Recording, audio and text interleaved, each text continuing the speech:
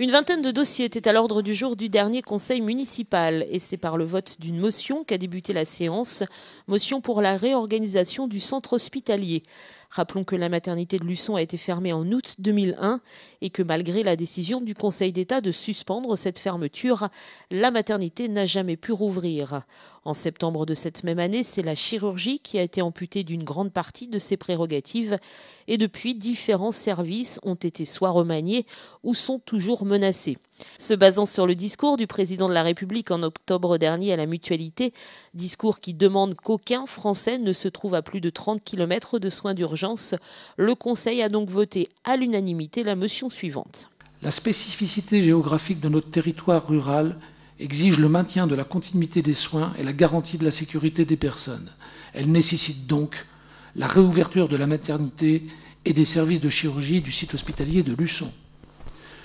La ville de Luçon demande la réouverture de sa maternité, d'autant plus que les locaux sont toujours disponibles et qu'aucun des projets de réoccupation n'a été retenu. Ils peuvent donc être rapidement réinvestis.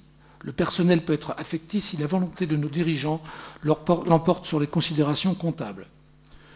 Nous voulons également que le service de chirurgie soit assuré de manière continue, tant pour les opérations à réaliser que pour la surveillance post-opératoire et la nécessité de faire face immédiatement à d'éventuelles complications.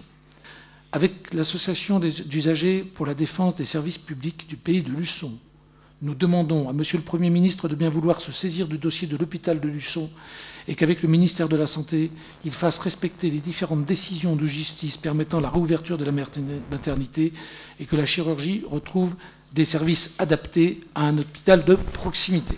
L'opposition, pour sa part, a voté ce texte, même si elle aurait souhaité participer à sa rédaction. C'est dommage sur un sujet où on est tous d'accord, qu'on n'ait pas eu l'occasion d'en parler avant, surtout si ça a déjà été annoncé vers les collègues de la communauté de communes. On aurait bien aimé pouvoir y apporter aussi la contribution. Bien sûr, on va la voter, on est sur la même longueur d'onde par rapport à ça, mais quand il y a une motion sur laquelle on peut tous se trouver en accord, ça serait bien qu'on puisse travailler un peu en préalable ensemble. Et j'en profite pour saluer, comme vous, la volonté du président de la République d'aller en ce sens-là. J'espère que cette fois-ci, ce sera suivi des faits. On verra. Sachez que dans le Sud-Vendée, plus de 40 000 personnes se trouvent actuellement à plus de 30 minutes de soins d'urgence. Autre sujet débattu pendant ce conseil, la création d'une société publique locale dénommée Agence de services aux collectivités locales de Vendée. Présentée par Jean-François Dejean, directeur général de Vendée Expansion, cette société dont le capital est détenu exclusivement par les communes a donc pour objet d'accompagner les collectivités dans la mise en œuvre de leur politique publique locale. Par exemple, la réalisation d'opérations de construction ou d'aménagement. Et puis au cours de ce conseil, le lotissement Michel Moy a également été évoqué, et notamment la suppression des critères d'attribution des lots pour la première tranche. Le but premier était de permettre aux jeunes foyers de venir s'installer sur la commune grâce à un prix des terrains très compétitif par rapport au tarif local. Hélas, la conjoncture actuelle n'incite vraiment pas à la construction et c'est pourquoi il nous a fallu prendre une autre initiative et on a décidé donc d'ouvrir le lotissement à tout acquéreur sans condition d'âge, sans condition de ressources et sans condition de primo-accession. Ceci est valable évidemment pour la première tranche de 14 lots, sachant qu'on se réserve le droit de reconduire ou de modifier les critères pour la seconde tranche qui viendra lorsque la première sera quasiment épuisée. On comprend bien la démarche et la volonté de faire qu'il y ait des acquéreurs sur ces terrains, puisque la conjoncture étant là, les difficultés font qu'on n'y arrive pas depuis un certain nombre d'années. Je pense qu'on pourrait aussi reprendre une des propositions qu'on avait formulées, d'accord, par rapport au prix du marché sur Luçon, c'est un petit peu en dessous. Est-ce qu'on n'aurait pas pu faire encore un peu mieux pour trouver effectivement des acquéreurs correspondant aux critères qu'on avait fixés? Au moment où on avait pris donc, les mesures pour pouvoir accéder à ces